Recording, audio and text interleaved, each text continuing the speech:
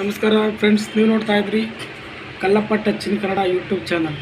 ಸ್ನೇಹಿತರೆ, ನಾನು ನಿಮ್ಮಲ್ಲಿಗೆ ಒಂದು ವಿಷಯನ ತಿಳಿಸೋಕ್ಕೆ ಇಷ್ಟಪಡ್ತೀನಿ. ಕೆಲವರು ನಮ್ಮ ಸ್ನೇಹಿತರು ಕಮೆಂಟ್ಸ್ ಮಾಡಿದರು. ಏನಪ್ಪ ಅಂತಂದರೆ 75% ಇದೆ ನಮಗೆ UDI 75% ಇದೆ ನಮಗೆ ದ್ವಿಚಕ್ರ ವಾಹನಕ್ಕೆ ಆನ್ಲೈನ್ ಮೂಲಕ ಅರ್ಜಿ ಹಾಕ್ಬೋದಾ ಅಥವಾ ನಮಗೆ ಬೈಕು ಸಿಗುತ್ತಾ ಇಲ್ವಾ ಅನ್ನೋ ಒಂದು ಅವ್ರಿಗೆ ನಾನು ಉತ್ತರ ಕೊಡ್ತಾ ಇದ್ದೀನಿ. ಏನಪ್ಪ ಅಂತಂದರೆ ನಿಮಗೆ 75% ಇದ್ದರೆ ಖಂಡಿತ ಬೈಕ್ ಸಿಗುತ್ತೆ. ಅದಕ್ಕೆ ಬೇಕಾಗಿರುವ ದಾಖಲಾತಿಗಳು Aadhaar card, xerox, ration card, voter ID, caste income, ಮತ್ತು UDID ಕಾರ್ಡು, ಮತ್ತು ಡಿಸಬಿಲಿಟಿ ಸರ್ಟಿಫಿಕೇಟು, ಮತ್ತು ನಿಮಗೆ ಬೇಕಾಗಿರ್ತಕ್ಕಂಥ ಫಿಟ್ನೆಸ್ ಫಾರಮ್.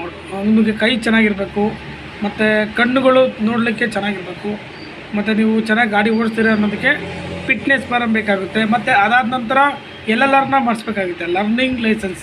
ಅದನ್ನು ನೀವು ಆನ್ಲೈನ್ ಮೂಲಕ ಅಂತ ಅರ್ಜಿ ಹಾಕ್ಕೊಂಡು ನೀವು RTO ಆಫೀಸ್ಗೆ ಹೋಗಿ ನೀವು ಅದನ್ನ ಅಪ್ಲೈ ಮಾಡಿಬಿಟ್ಟು ಆನ್ಲೈನಲ್ಲಿ ಎಕ್ಸಾಮ್ ಬರೆದು ಅದನ್ನ ನೀವು LLRನ ತಗೊಬಂದು ಮತ್ತು ನೀವು ಲಾಯರ್ದೊಂದು ನೋಟ್ರಿ ಮಾಡಿಸ್ಬೇಕಾಗುತ್ತೆ.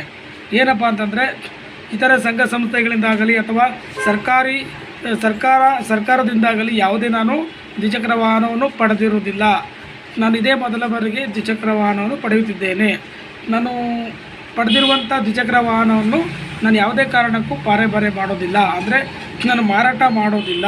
ಅದು ನನ್ನ ಒಂದು ವೈಯಕ್ತಿಕವಾದ ಜೀವನನ ರೂಪಿಸಿಕೊಳ್ಳೋದಕ್ಕೋಸ್ಕರ ನಾನು ಈ ಒಂದು ದ್ವಿಚಕ್ರ ವಾಹನವನ್ನು ಉಪಯೋಗಿಸಿಕೊಳ್ಳುತ್ತೇನೆ ಅಂತ ಹೇಳಿ ಒಂದು ನೋಟ್ರಿ ಮಾಡಿಸ್ಬೇಕಾಗುತ್ತೆ.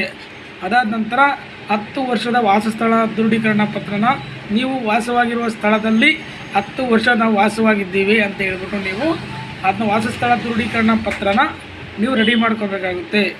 ಎಲ್ಲ ಪ್ರತಿಗಳನ್ನು ತಗೊಂಡು ನೀವು ಆನ್ಲೈನ್ ಮೂಲಕ ಸೇವಾ ಸಿಂಧುವಿನಲ್ಲಿ ನೀವು ಅರ್ಜಿನ ಸಲ್ಲಿಸಿ ಅಕ್ನಾಲೇಜ್ಮೆಂಟ್ ತಗೊಂಡು ಅದನ್ನು ನೀವು ಒಂದು ಜೆರಾಕ್ಸ್ನ ಎಲ್ಲ ಸೆಟ್ಟು ಒಂದು ಜೆರಾಕ್ಸ್ ನಿಮ್ಮ ಹತ್ರ ಇಟ್ಕೊಳ್ಳಿ. ಮತ್ತೊಂದು ಸೆಟ್ಟು ಜೆರಾಕ್ಸ್ನ ನಿಮ್ಮ ಅಂಗವಿಕಲರ ಹಿರಿಯ ನಾಗರಿಕರ ಸಬಲೀಕರಣ ಇಲಾಖೆ ನಿಮ್ಮ ಜಿಲ್ಲೆಯಲ್ಲಿರುವಂಥ ಅಂಗವಿಕಲ ಕಲ್ಯಾಣಾಧಿಕಾರಿಗಳ ಕಚೇರಿಗೆ ತಾವು ತಲುಪಿಸಿದಾಗ ಮುಂದಿನ ಪ್ರೊಸೀಜರ್ನ ಅವ್ರು ಹೇಳ್ತಾರೆ.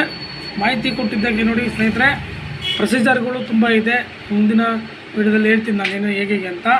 ಇಷ್ಟು ಪ್ರೊಸೀಜರ್ನ ಮಾಡಿ ದಾಖಲಾತಿಗಳೇನು ಬೇಕನ್ನೋದು ಹೇಳಿದ್ದೀನಿ, ಪರ್ಸೆಂಟೇಜು ಯಾವ ರೀತಿ ಅಂತ ಹೇಳಿದ್ದೀನಿ, ಮತ್ತು ಏನೇನು ಮಾಡಿಸ್ಬೇಕನ್ನೋದು ಹೇಳಿದ್ದೀನಿ. ಮುಂದೆ ಏನು ಮಾಡಬೇಕನ್ನೋದನ್ನು ನಾನು ಇನ್ನೂ ಡೀಟೇಲಾಗಿ ಹೇಳ್ತಾ ಹೋಗ್ತೀನಿ. ಸದ್ಯಕ್ಕೆ ಮಾಹಿತಿ ಇಷ್ಟ ಆಗಿದ್ದರೆ ದಯವಿಟ್ಟು ನಮ್ಮ ಚಾನಲ್ನ ಸಬ್ಸ್ಕ್ರೈಬ್ ಮಾಡ್ಕೊಳ್ಳಿ. ನಮಸ್ಕಾರ.